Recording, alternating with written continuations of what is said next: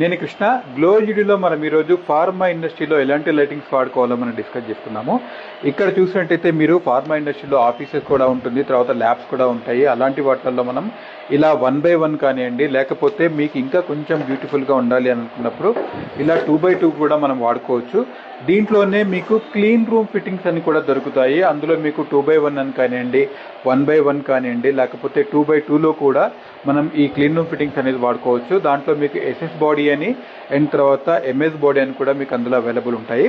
దాంట్లో bottom opening, top opening అని కూడా ఉంటుంది. ఇలాంటి డీటెయిల్స్ అన్నీ కావాలి అని అనుకున్నప్పుడు మీరు గ్లో ఎల్ఈడీని సంప్రదించవచ్చు.